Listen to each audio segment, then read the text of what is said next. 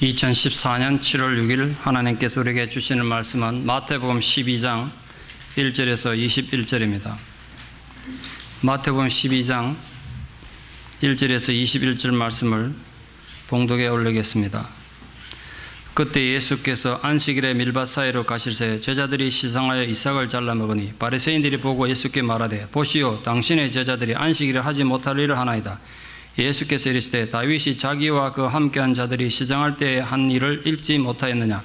그가 하나님의 전에 들어가서 제사장 외에는 자기나 그 함께한 자들이 먹어서는 안 되는 진설병을 먹지 아니하였느냐? 또 안식일에 제사장들이 성전 안에서 안식을 범하여도 죄가 없음을 너희가 율법에서 읽지 못하였느냐? 내가 너희에게 이르노니 성전보다 더 큰 이가 여기 있느니라. 나는 자비를 원하고 제사를 원하지 아니하노라 하신 뜻을 너희가 알았더라면 무죄한 자를 정죄하지 아니하였으리라. 인자는 안식일의 주인이니라 하시니라. 거기에서 떠나 그들의 회당에 들어가시니 한쪽 손 마른 사람이 있는지라. 사람들이 예수를 고발하려 하여 물어 이르되 안식일에 병 고치는 것이 옳으니까? 예수께서 이르시되 너희 중에 어떤 사람이 양 한 마리가 있어 안식일에 구덩이에 빠졌으면 끌어내지 않겠느냐? 사람이 양보다 얼마나 더 귀하냐? 그러므로 안식일에 선을 행하는 것이 옳으니라 하시고 이에 그 사람에게 이르시되 손을 내밀라 하시니 그가 내밀매 다른 손과 같이 회복되어 성하더라.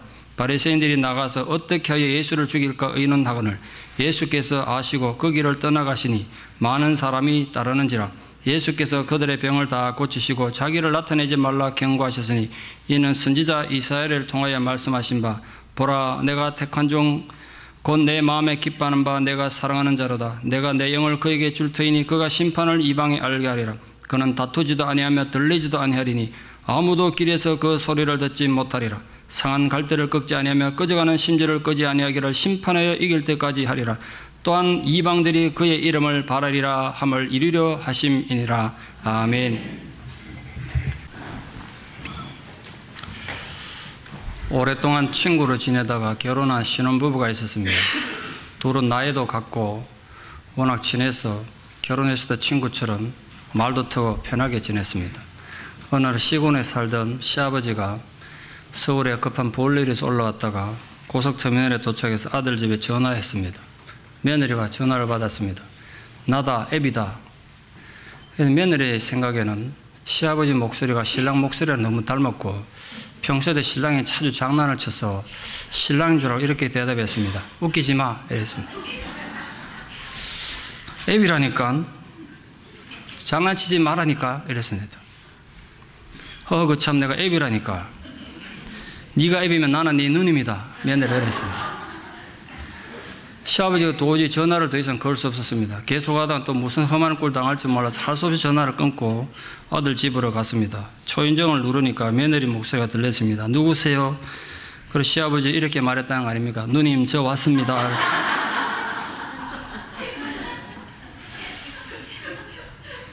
뭐 독립기념일에도 가지도 못하고.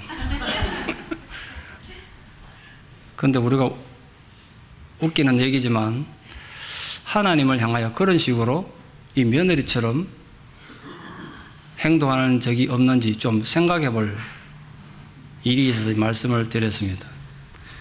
이 시아버지처럼 하나님 속 터지게 만드는 이 며느리들 많으시죠? 레디 차테르즈 러버, 저기 가면은 차테르 부인이 연인입니다. 우리에게 차테르 부인의 사랑으로 더 많이 알려진 소설은 영국 소설가 D.H. 로렌스가 1928년 자기 말년의 마지막으로 쓴 장편 소설입니다. 노골적인 성관계 묘사 때문에 당시 보수적인 영국 사회를 발칵 뒤집어 놓은 문제작으로 알려져 있습니다.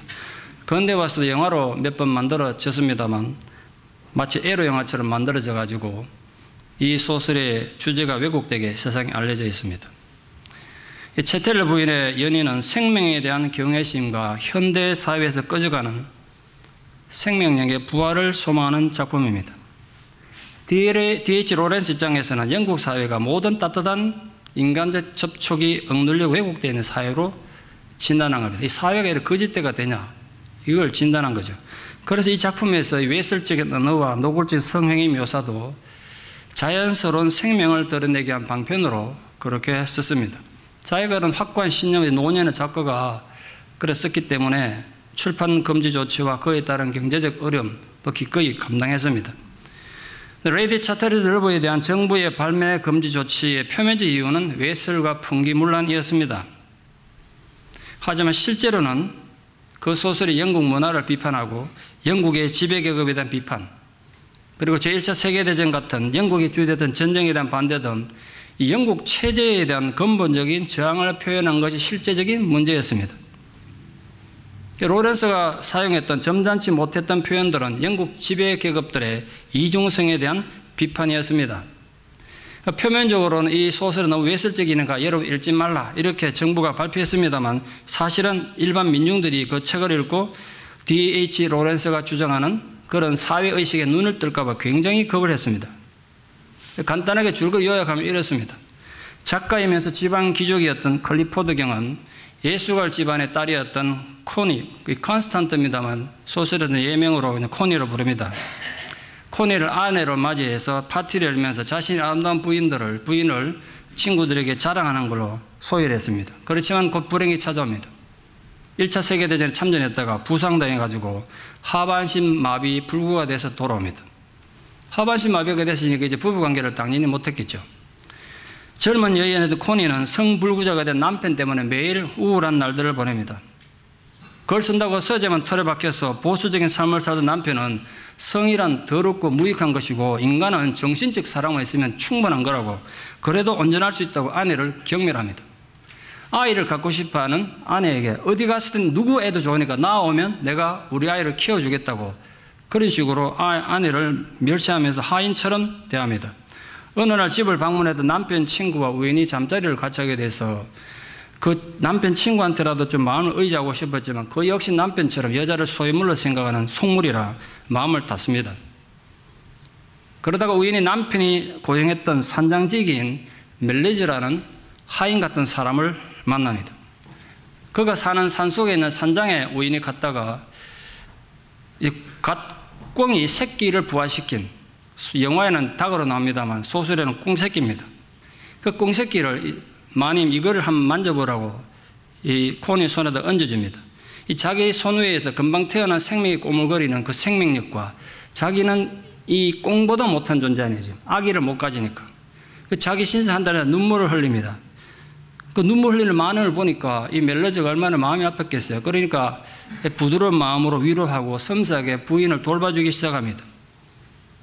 그러니까 코니는 신분의 차가 굉장하지만 자기에게 섬세하게 따뜻한 마음으로 배려하는 멜러즈에게 호감을 가지게 되고 이런저런 핑계로 그 산장을 자꾸 반응만 하다가 결국 연인관계로 발전합니다.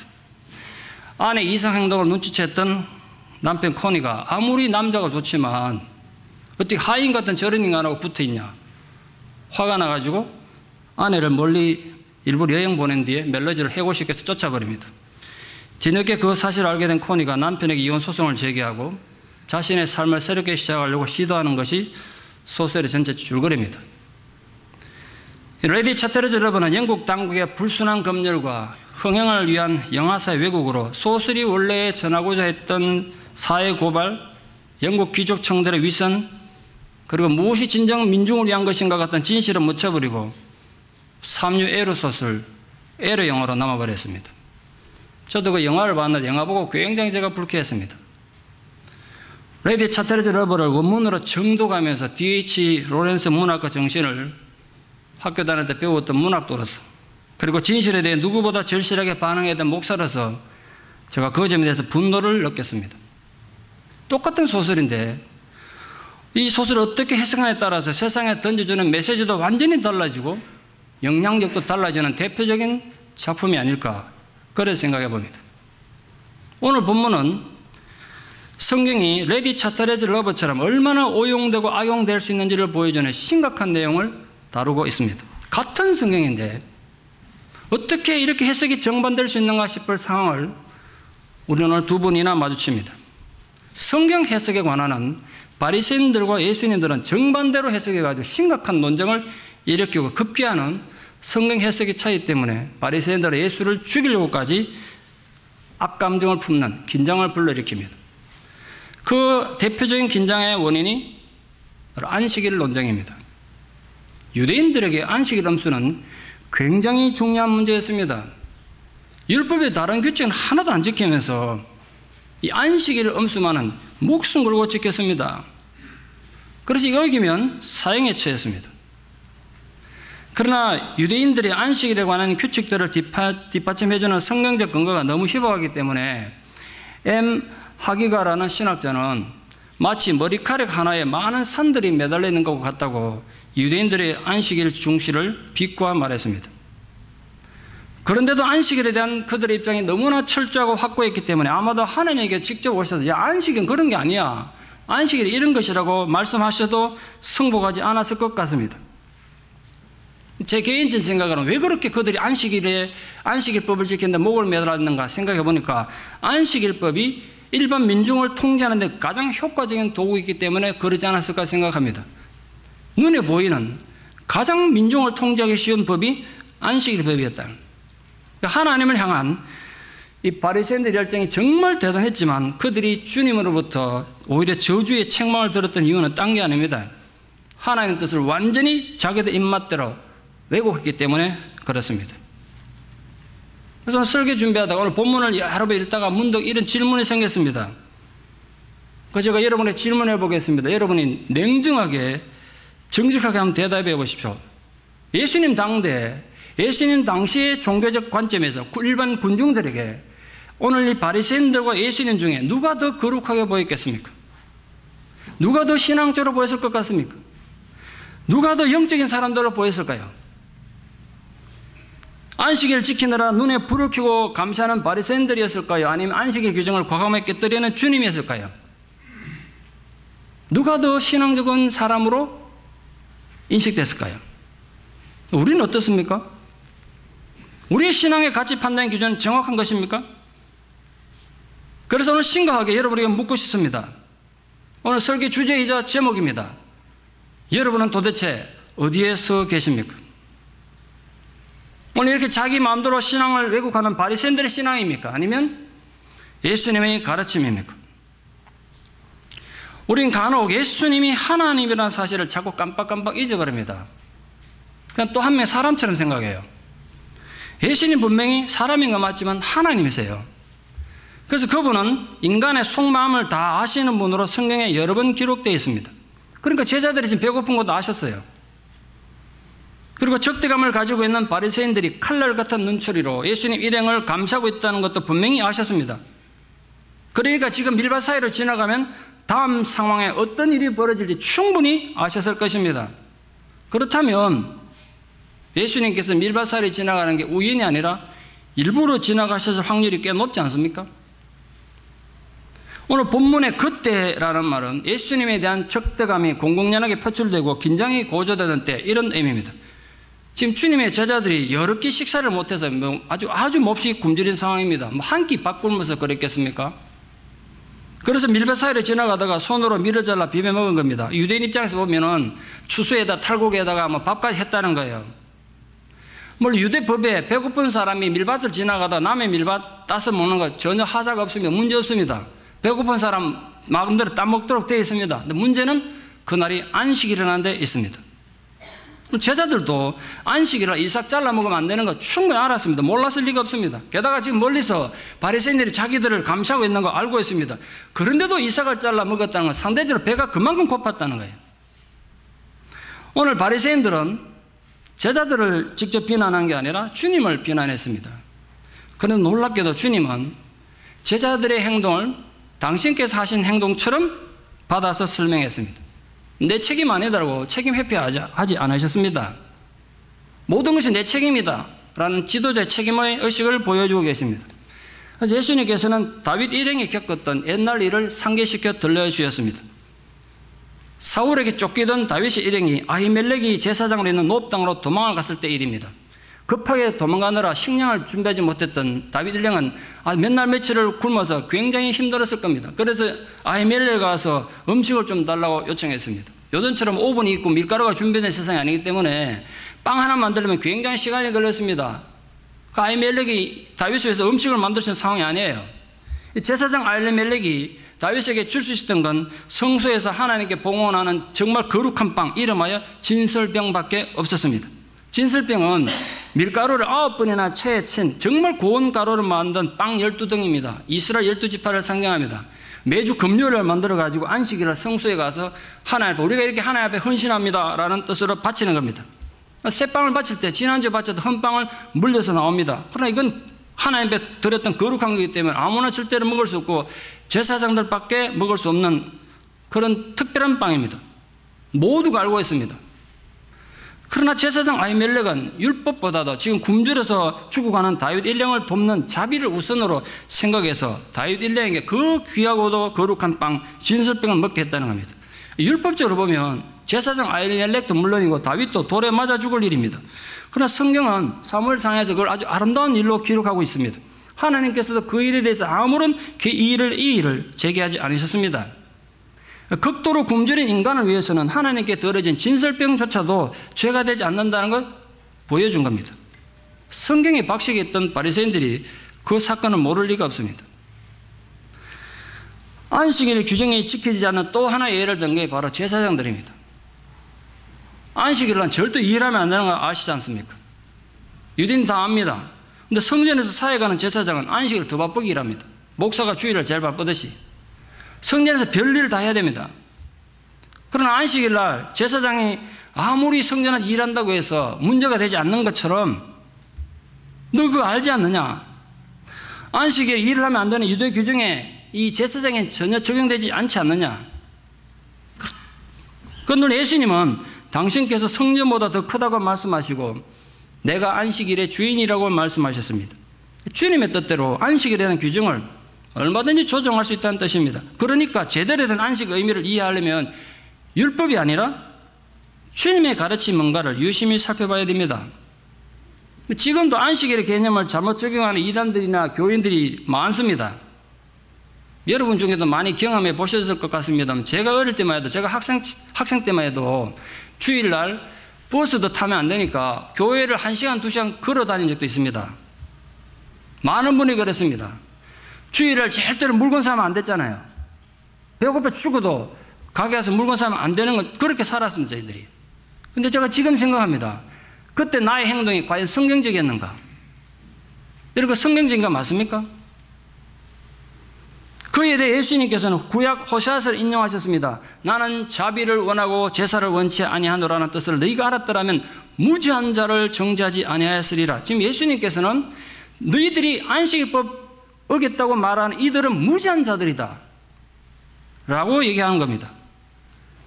바리새인들이 예수님이 인용하신 성경 모를 리가 없죠. 문제는 그 의미를 제대로 이해하지 못했다는 데 있습니다. 성경을 많이 아는 것과 제대로 의미를 이해하는 건 전혀 다른 일입니다. 여러분 머릿속에 얼마나 성경이 이론적으로 논리적으로 들어가 있냐 아무 상관없어요. 그 의미를 모르면 아무 관계 없는 겁니다. 아무 의미가 없는 거예요. 바리새인들이 하나님의 가장 기뻐하는 일이 뭔지를 알지 못했기 때문에 성경을 많이 알긴 했지만 그 성경을 사람들에게 무거운 짐을 지게 만들고 사람들을 괴롭히는 도구로만 쓴 겁니다. 우리가 성경 읽을 때 가장 중요하게 생각해야 되는 건 많이 읽었다는 내용이 아니라 그것이 무엇을 의미하느냐 그 의미입니다. 의미. 그래서 다시 묻습니다. 여러분은 어디에 서 계십니까? 진정으로 말씀의 의미를 깨달은 그 깨우침 위에 지금 여러분의 신앙생활하고 여러분 삶이 서 있습니까? 아니면 단지 문자적으로 자기 욕망을 위해서 오용하는 데 서 있습니까? 아니, 누가 성경을 함부로 그렇게 오용하고 더럽히겠냐 생각하지만 얼마나 그런 실수하는지 모릅니다. 제가 아주 극단적 예를 한번 들어보겠습니다. 몇 해 전 애틀란타 디캡 카운티에서 벤자민 에드 텐린이라는 사람이 자문에 보면 이런 말씀이 있습니다. 매를 아끼는 자식은 망하고 자식을 사랑하는 이는 매를 아끼지 않느니라. 자문에 분명히 나오는 말씀입니다.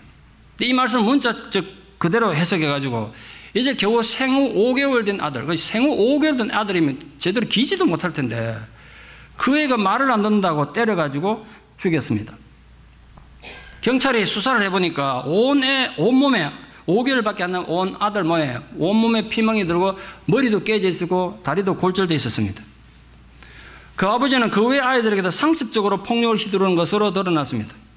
변호사는 변호하기로 벤자민 에드 텐린이 독실한 기독교인이라 자식을 너무 사랑해서 성경적으로 자식을 가르치다 일어난 일이니까 선처를 호소했지만 받아들이지 않고 유죄가 인정돼서 징역 18년형을 언도받았습니다. 근데 그 아버지는 선고받고 법정 나오면서 취재진과 카메라를 향해서 웃는 듯 뉘우치는 기색을 전혀 보이지 않았다고 신문에 보도되었습니다. 여러분은 이 사건에 대해서 어떻게 생각합니까? 뭐 함부로 비판을 요구할지 모르겠습니다만 우리 평소의 삶이 이런 왜곡된 성경 지식 갖고 함부로 적용하는 삶이 우리에게는 없습니까? 우리는 바리새인을 욕한다고 해서 우리 모순과 어리석음의 저절로 해결되는 것 절대로 아닙니다. 우리 또한 말씀을 열심히 읽긴 하지만 그 의미를 제대로 이해하지 못하면 언제나 똑같은 실수를 저지를 것입니다. 실제로 우리가 그런 실수 저지를 때가 얼마나 많습니까? 전 이렇게 생각합니다. 어쩌면 우리 시대의 바리새인들은 혹시 우리들이 아닌가? 그 점에서 너나 없이 좀 깊은 반성이 있어야 되리라 생각합니다. 전 목사라서 굉장히 두려운 게 하나 있습니다. 바리새인 같은 목사 될까 봐 정말 두렵습니다. 내대로 열심히 믿고 열심히 가르친다 그러면서 바리새인 같은 목사 될까 봐 정말 두렵습니다. 여러분은 어떻습니까? 바리새인들은 하나님께서 자비를 원하고 제사를 원치 않는다는 의미를 이해하지 못했단 말이에요. 성경은 알았지만 이해를 못했단 말이에요. 다윗이 율법을 범할 권리가 있었다면 메시아이신 예수님은 다윗보다 더 큰 권리 가진 거 아니겠습니까? 제사장들이 성전에서 안식을 보며도 문제가 되지 않는다면 예수님은 성전보다 더 크신 분이라고 말씀하셨습니다. 그러므로 여러분 언제나 사랑과 자비의 정신으로 생활하는 성도가 되십시오. 법칙과 규칙으로 사는 분이 되지 말고 너무 남을 지시하고 가르치고 네 믿음은 뭐 문제가 있다 왜 이 교회는 이러냐 법칙으로 살지 말고 사랑과 자비의 눈으로 사물을 보시고 환경을 보시고 세계를 보십시오. 바리새인들의 영적인 무지함을 부디 되풀이지 않도록 주의하십시오. 전 요즘도 주변에서 그런 바리새인들의 교인들을 많이 봅니다. 교회 안에서 많이 봅니다. 심히 걱정스럽습니다. 두 번째 안식일을 논쟁은 다른 안식일에 벌어진 것으로 추정됩니다. 마태복음 보면 연결된 것 같습니다만 똑같은 본문이 마가복음, 누가복음에 있는데 거기는 분명히 다른 안식일에 이래 되어 있습니다. 뭐 언제냐가 중요한 게 아닌데 상황이 더 심각합니다. 오늘 본문에서 보면 문제는 예수님께서 그들의 회당에 들어가셨다. 표현 보십시오. 그들의 회당. 여기 그들이란 분명히 예수님께서 누군가와 자기를 지금 구분하고 있습니다. 그들의 회당. 이 그들이란 분명히 예수님을 비난하는 바리새인들을 의미합니다. 예수님에 대한 적대감이 깊어진 바리새인들은 예수님을 고발할 근거를 만들려고 다가왔습니다. 한편 손 마른 사람이 우연히 그 회당에 있었을 것 같습니까? 저는 그렇게 생각하지 않습니다. 왜냐하면 그렇게 몸이 불편한 사람들은 공동체 안에 함부로 들어가지 못했기 때문에 주님을 고발하기 위한 악의적인 도구로 사용되기 위해서 그날 그 시간에 특별히 불려온 것 같습니다. 아마 틀림없이 그랬을 겁니다. 왜냐하면 이 바리새인들이 예수님을 고발하기 위해서 의도적인 질문한 게 분명하기 때문입니다. 오늘 바리새인들의 도전적 질문을 잘 새겨보십시오. 안식일에 병 고치는 것이 옳으니까? 이 질문엔 여러 가지 함정이 있습니다. 안식일이라도 생명이 위독한 환자의 경우는 의사가 치료할 수 있으면 아무 문제가 안 됩니다. 그러나 지금 뭐 뇌에 문제가 생겨서 그런지 모르겠습니다. 한쪽 편 손 말라가지고 우리말로 하면 이제 이렇게 굳어서 손을 못 쓰는 환자의 경우는 그거 당장 안 고친다고 지금 생명 위독한 거 아닙니다. 하루 기다렸다가 그 다음에 해도 아무런 문제가 없지 않습니까? 내일 고치란 말이에요. 정말 이 사람 고치고 싶으면 율법을 어기지 말고 안식을 어기지 말고. 그런데도 굳이 안식일에 그를 치료한다면 예수님은 더 이상 변명할 것도 없이 의도적으로 율법을 어기는 게 됩니다. 그럼 거기에 모인 모든 사람들이 예수님이 안식일을 범하는 현장을 목격한 증인이 될 것이고 그럼 예수를 안식일 파괴자라고 고발해 처단할 수가 있습니다. 만약 예수님이 그들 의도를 알아차리고 손 마른 자를 고쳐주지 않으면 또 어떻게 될까요? 그것도 문제입니다. 자신 입으로 제사보다 자비가 더 중요하다고 가르친 예수님이 눈앞에 환자를 두고 돌아선다면 예수님 가르침이 위선이 되고 예수님은 일관성 없는 무책임한 랍비로 사람들에게 비난받을 겁니다. 사실 예수님은 어떤 선택을 해도 바리새인들의 함정에 빠질 수 있는 위기에 처하신 것입니다. 그러나 예수님은 바리새인들의 질문에 세 가지 단계의 답변을 함으로써 오히려 거기에 모인 사람들에게 참된 안식의 정신, 안식일이 진짜 무엇인지를 가르치는 기회로 삼으셨습니다. 첫째, 안식일에 너희들 양이 구덩이 빠지면 너 그 양들을 구하지 않냐? 그 반론을 제기했습니다. 주님의 그 반론은 거기 모인 모든 사람들에게 현실적으로 적용되는 문제입니다. 실제로 그들이 그렇게 살았으니까. 아무리 안식이라도 자기들 양이 구덩이 빠지면 그거 사실 건져내면 안 되는데 그것도 일이잖아요. 그럼 건져냈단 말이에요. 둘째, 주님은 양과 인간의 존재를 비교하면서 그들의 심중을 꿰뚫었습니다. 사람이 양보다 얼마나 더 귀하냐. 그러므로 안식일에 선을 행하는 것이 옳으니라. 여러분, 이 바리새인들이나 잘못된 신앙 왜곡적인 사람들은 안식일을 아무것도 안 하는 날로 생각하는데 예수님은 안식일 아무것도 안 하는 날이 아니라 안식일은 선을 행하는 날이라는 거예요. 초점이 완전히 달라요.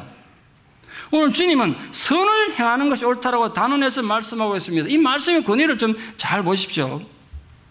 예수님 당대 그때 사람들이나 우리들이나 흔히 저지르기 쉬운 문제는 양의 문제와 인간의 문제를 따로 떼어놓고 생각하는 이원론, 쉽게 말하면 신앙의 이론과 행함이 전혀 다른 거예요. 상식이 무시되는 겁니다. 현대 교회의 심각한 문제점 하나가 사람들이 상식을 무시해요. 신앙의 이름으로 상식을 무시해요. 정말 이상한 짓을 해요. 그래서 유병헌 같은 희대 사기꾼이 교주가 돼가지고 수천억 되는 천문학적 액수의 헌금을 갈취하고 많은 사람들이 희생당하는 일이 생기는 겁니다. 조금만 상식적으로 생각해보면 진리가 아니라는 걸 알 수 있을 텐데 이 거짓과 위선을 신앙의 이름으로 종교의 이름으로 하나님 영광을 위해서 포장해버리니까 그 구분할 힘이 없는 거예요. 상식이 발달 안 되다 보니까. 잊지 마십시오. 양보다 사람이 더 귀한 겁니다. 그건 토론에서 교회가 정할 문제가 아닙니다. 주님의 가르침이에요. 교회가 어디다 정말 초점을 두고 신경을 써야 될 건지 신경 쓰십시오. 사람 희생해가면서 일할 게 아니라는 거예요. 그러니까 사람 다치지 마십시오. 셋째, 주님께서 안식일에 선을 행하는 본을 직접 보여주셨습니다. 기꺼이 보란 듯이 안식일에 손만한 사람을 고치셨어요. 그것이 얼마나 자신에게 불리하게 작용할지 그런 거 전혀 생각지 않고 개의치 않으셨습니다. 근데 문제는 바리새인들의 반응을 보십시오. 안식일의 올바른 정신에 대해서 주님으로부터 성경적인 가르침을 듣고 또 손 마른 사람이 치유되는 이적을 눈으로 목격하고도 그들이 느꼈던 반응은 어떻게 하면 예수를 죽일까라는 생각이었습니다. 놀랍지 않습니까? 예수님이 고통받는 병자를 고치신 그 초월적인 기적을 눈앞에서도 목격하고도 하나님의 능력을 깨달은 것이 아니라 나가서 어떻게 예수를 죽일까 의논했다는 사실이 놀랍지 않습니까? 결국 그들은 자신이 하나님과는 아무런 관계가 없는 자들이라는 걸 스스로 증명했습니다. 그들은 껍데기로 보면 외면의 종교적 열심으로 보면 누구보다도 열심히 하나님 이름 부르고 경건하게 살아서 사람들에게 믿음 대단히 좋은 사람입니다. 인정받은지 모르겠지만 실상은 마귀의 자식들이었던 겁니다. 생각해보니 기가 막힐 일입니다. 이게 회당이라는 게 뭐냐 하면 율법을 연구하고 기도하는 곳으로 유대인들이 바벨론 포로로 잡혀가서 그 포로지 눈물 나는 그 포로 땅에서 시작한 거예요. 그 목숨 걸고 지키는 거예요. 회당이. 그래서 굉장히 자랑스럽게 생각하는 것입니다. 그 회당 안에서만은 진리가 행해지고 그 회당 안에서만 참된 자유가 있도록 그렇게 만든 것이 회당입니다. 근데 그 회당에서 자신들이 세운 회당의 정신과 목적과 정반대로 예수를 죽일 악에 찬 음모를 꾸미다니 얼마나 모순이냐. 오늘 바리새인들의 왜곡된 신앙을 보면서 생각합니다. 여러분 어떤 상황에서도 이웃을 시기하는 일을 멈추십시오. 인간의 존엄성을 무시하는 율법주의적인 신앙을 버리십시오. 여러분 일하는 것도 중요하고 뭐 사회가는 중요하지만 그것 때문에 사람 다치면 안 되는 거예요. 할 수 있거든 적극적으로 선을 행하십시오. 시끄럽게 다투고 큰 소리치는 일이 있으면 안 되는 겁니다. 언제나 사랑을 앞세우며 실천하는 성도가 되십시오. 그래서 제가 다시 한번 뼈저리게 깨닫게 되는 사실이 하나 있습니다. 성경에 대해서 얼마나 많이 아느냐, 그거 절대로 중요한 거 아닙니다. 너무 자랑하지 마십시오. 성경 많이 안다고. 신구약 성경 66권 1189장 줄줄줄 다 외우고 다른 사람들에게 멋있게 성경을 가르칠 능력이 있다고 해도 예수님에 대한 태도에 문제가 있고 예수님 가르침이 자기 삶 속에 제대로 안 드러나면 하나님하고 상관없는 사람이 그 사람. 유병헌 수행비수로 오랜 세월 추종하다가 이제는 구원파가 이단이라는 걸 세상에 알리는데 목숨 걸고 있는 정동섭 침신대 교수님, 얼마 전에 우리 이 동네에 왔다 가셨죠. 그분이 정언에 하면 얼마 전에 TV에 나와서 정언하시던데 유병헌 씨 같은 경우는 이 사람 고등학교밖에 안 나온 사람입니다. 정말 그 무식한 사람이 대학을 다닌 사람이 아니에요. 그 사람 평생에 배운 성경이라고는 YMCA에서 선교사한테 배운 6개월, 그게 전부입니다. 그러니까 사람이 막무가내 나갈 수 있는 거예요. 지적인 깊이가 없다면. 그러나 머리는 좋은가 봐요. 굉장히 암기력이 좋대요. 자기가 처음 만났는데 제대로 학교도 안 다니는 사람이 전도서 같은 성경이 꽤 길지 않습니까? 토시 하나 안 틀리고 다 외우더라는 거예요, 자기 앞에서. 토시 하나 안 틀리고. 거기 뿅 간 겁니다, 이 젊은 대학생이. 그래서 그때부터 이 사람 따라 추천된 겁니다. 전 세계 다니면서 영어 통역해주고 그랬다는 거 아니에요. 가장 가까이 있었던 사람입니다, 유병헌 씨 옆에. 근데 보니까 자기가 보니 아니야. 하나님에 대한 태도, 진리에 대한 태도, 이게 아니더란 거예요. 그래서 결국은 알고 보니까 이 인간이 정말 사기꾼이고 하나님의 대적자구나. 이거를 지금 나와가지고 전 세상에 알리는 사람이 된 겁니다. 24번이는가 이 구원파에서 고발을 당한 사람이랍니다. 얼마나 어려움 당했겠어요.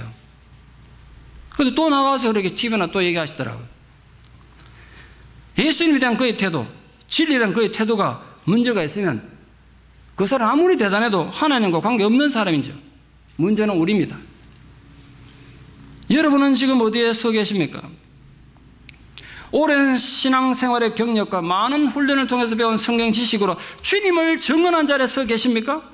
아니면 주님을 대적하는 자리에 서 계십니까? 이 새까라멘트 땅에서 여러분이 장터에서 일터에서 인간관계에서 모든 교회 안에서 어떤 자세로 신앙생활하고 계십니까? 때로는 제가 정말 목을 놓아 통보하고 싶은 생각이 들어요. 기껏 예수 믿는다는 사람들이 한다는 짓이 교회나 깨뜨리고 욕이 나고 교회 욕이 나고 뭐 서로 믿는 사람들을 원수대가 살고 무슨 짓이냐고. 그 신앙이 무슨 의미가 있고 무슨 가치가 있어? 그 사람들이 가진 성경 지식이 무슨 도대체 의미가 있겠습니까? 진실로 여러분의 진리를 만난 사람이라면 여러분 모든 삶을 통해서 주님을 증언한 자리에서 있기를 바랍니다. 그래야 되는 거 아닌가요? 우리 삶이 주님을 욕되게 하고 주의 몸인 교회를 욕되게 하는 자리에 서 있으면 스스로 아무리 대단한 믿음을 가졌다 자부해도 현대판 바리새인이고 주님이 대적자인 것입니다. 사실은 교회 안에 현대판 바리새인이 너무 많은 것 같아요. 그래서 내가 어디에 서 있는가 정말 심각하게 고민해 봐야 돼요. 지나간 얘기를 제발 듣지 마십시오. 나는 그럼 어디에 서 있는가? 주님에 대해서 적의를 품고 있는 사람이라면 그가 아무리 위대한 사람이고 아무리 대단한 일을 하는 사람이라도 별 볼 일 없는 거 아닙니까? 하나님과 아무 관계 없는 거 아니겠어요? 오늘 예수님의 이사야 말씀을 인용하시면서 메시아로서의 자신의 철학, 사역의 목표를 분명히 제시하셨습니다. 그는 다투지 않는데요. 그리고 들리지도 않는다고 말씀하셨습니다. 들리지 않는다는 말이 좀 어려운 말입니다만 큰 소리 내지 않는다는 뜻이에요. 그러니까 너희들이 길거리에서 내가 소리치는 거 모를 거라 못 들을 거란 거예요. 아무리 억울한 일을 당하게도 아무리 억장 무너지는 일이 있어도 내가 소리치지 않겠다는 거예요. 그렇게 살기 쉽지 않죠. 그러나 예수 믿는 사람은 그렇게 살아야 돼요. 여러분 부탁합니다. 메시아로서 다투지도 않고 들리지도 않는 큰 소리 내지 않는 그런 모습으로 살아야 된대요. 또한 주님은 하나님 아버지와 자신의 관계를 설명하시면서 자신을 종으로 묘사하고 있습니다. 다시 강조해서 말씀드립니다. 예수님은 하나의 인간일 뿐 아니라 완벽한 하나님이라는 걸 잊으시면 안 됩니다. 근데 완벽한 하나님이시면서 그래서 우리의 모든 존경과 예배를 받아도 시원찮을 뿐인데 자신의 자리를 종의 자리에 두셨어요. 그 겸손의 극치의 모습을 보시면서 우리 자신을 제가 자꾸 돌아보게 됩니다. 여러분은 어디에 서 계십니까? 매사에 자신을 철저히 낮추는 겸손한 자리에 서 계십니까? 아니면 자기를 드러내는 교만한 자리에 서 계십니까? 여러분 농담으로라도 자기 자랑하고 자기 드러내는 교만에 치우치 않도록 주의하십시오. 근데 누구나 그럴 수 있어요. 저도 거기에서 약점이 많은 사람이에요. 하다 보면 내 자랑되고 그렇지 않습니까? 할 수 있거든 의식적으로 자신을 겸손한 자리에 두고 의식적으로 노력하셔야 돼요. 우리가 그게 주님의 제자된 우리의 삶의 모습이고 신앙의 가치 아니겠습니까? 여기서 우리가 놓치기 쉬운 한 사람을 기억해야 됩니다. 안식일에 회당에 있었던 한편 손 마른 사람입니다. 처음에는 예수님 고발하기 위한 미끼로 사용되기 위해서 회당에 왔을지 모르지만 이 바리새인들과 논쟁을 통해서 예수님 말씀이 옳은 거구나, 예수님 말씀이 진리구나 이걸 깨달은 것 같습니다. 그래서 그는 예수님께서 손을 내밀라고 그러자 망설이지 않고 손을 내밀고 적극적으로 순종했다는 거예요. 그 눈여겨보십시오. 사실 바리새인의 가르침에 따르면 자기가 아무리 답답하지만 안식일날 자기 손 고침받으면 안 되는 거예요. 지금 목숨이 경건에 달린 일도 아니고 안식일 아니면 다른 날 충분히 고칠 수 있는 거잖아요. 하면 안 된다고요. 그러나 바리새인들의 악을 꾸미기 위한 도구로 사용될 뻔했던 그는 안식일에 적극적인 선을 행하는 것이 지금 안식일 굳이 안 해도 다른 날 할 수 있다는 게 아니라 안식일에 이 고칠 수 있으면 고쳐야 되는 거야. 왜? 그게 선이니까. 안식일에 선을 행하는 것이 하나님 기뻐하는 뜻이라는 걸 깨닫고 안 하면 그게 더 나쁜 일이, 그게 더 악이란 거야. 이 바리새인들과 완전히 정반대 뜻이지 않습니까? 그걸 깨닫고 자신을, 비록 그게 또 자기 고침받은 바리새인들은 나 욕먹을지 모르지만 예수님의 신성을 입증하는 도구로 선선히 자신을 제공함으로 거기에 손을 내모는 겁니다. 그래서 다시 묻습니다. 여러분은 어디에 서 계십니까? 주님을 드러내는 삶의 자리에 서 계십니까? 아니면 주님을 거부하고 주님 이름을 욕되게 하고 주님을 영광을 가리는 일에 서 계십니까? 지금 여러분의 신앙의 모습은 도대체 어디에 서 있습니까?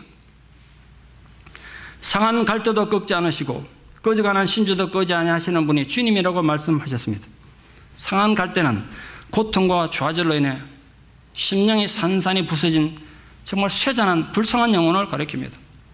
꺼져가는 심지란 마지막 한 가닥 소망마저 다 없어진 지친 영혼을 말합니다. 그런데 주님은 그렇게 버림받고 연약한 자들을 결코 외면하지 않으신다는 거예요. 주님은 상한 갈대같이 연약하고 꺼져가는 신지처럼 고통받는 인생에서 아무런 소망을 가지지 못한 지친 사람들을 위로하고 그들에게 안식을 주시는 분이란 거예요. 그분이 우리 주님이란 말이에요. 여러분 잘 아시는 세델베교회 목사님이시고 목적이 이끄는 삶 저자인 리그렌 목사님, 미국을 대표하는 목사일 뿐 아니라 세계적으로 유명한 목사님입니다. 그 목사님 막내 아들 27살의 매튜 그렌이 2013년 4월 6일 1년 조금 지났습니다만 그날 저녁 스스로 목을 맸습니다. 생각해 보십시오. 미국에서 제일 큰 교회 목사님인데 자기 자식이 자살해버렸어. 그 뒤에 성도들이 어떻게 설교하겠어요? 그거 정말 힘들었을 것 같아요, 목사님이. 근데 매튜는 목사님 가정에 태어났지만 어릴 때부터 소아 우울증이 걸렸답니다. 소아 우울증이 굉장히 많습니다, 미국에. 그걸 결국 극복을 못한 거죠. 그날도 저녁 식사를 부모님과 즐겁게 하고 아주 행복하게 식사하고 헤어졌대요. 근데 자기 집에 들어간 순간적인 감정을 이기지 못하고 그렇게 된 겁니다. 나도 목사로서 같은 아비 마음에서 참 리그렌 목사님이 정말 힘들었겠다. 정말 힘들었겠다 생각이 들어요. 목사가 자식이 사고 나서만 죽어도 성도들을 보기 얼마나 괴롭겠어요. 근데 자살을 해버렸으니 얼마나 괴로웠을까. 그걸 생각했습니다. 리그렌 목사님은 그 비극적인 사건 후에 새로운 사역을 시작하게 된 과정을 회고하면서 남침례교회 전국 목회자 회의에서 2주 전에 설교하셨습니다. 그 자리에서 목사님은 이렇게 설교했습니다. 저희 아들 매튜는 신실한 기독교인이었고 자신이 겪은 고난을 통해 다른 이들에게 복음을 전하는 통로로 삼곤 했습니다. 그렇게 살았대요, 평소에. 나도 이렇게 우울증 걸 힘드니까 성도 힘내시라고 이렇게 많은 위로를 전했대요, 평소에. 자기 교인들에게. 매튜는 자신의 고통을 통해 다른 이들의 고통을 이해하고 힘을 북돋아 주려 했습니다. 그가 만약 끝까지 살아있었다면 좋은 상담가가 될 수도 있었을 것입니다. 그렇게 아들을 추모하며 그 중년 자리에서 그렇게 설교하셨습니다. 그 중에 제 가슴에 정말 뜨겁게 와닿는 말씀이 하나 있는데 목사님께서 설교 말씀에 이렇게 말씀하셨습니다.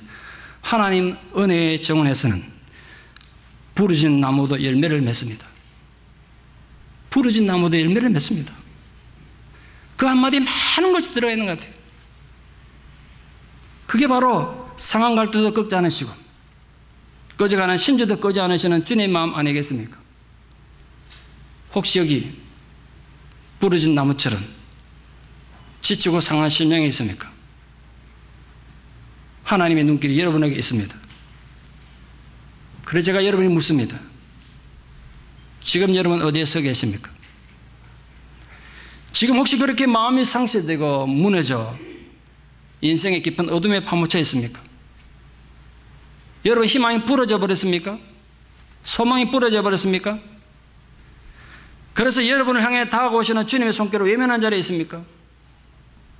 잊지 마십시오. 그리고 포기하지 마십시오. 이제 여러분의 차례입니다.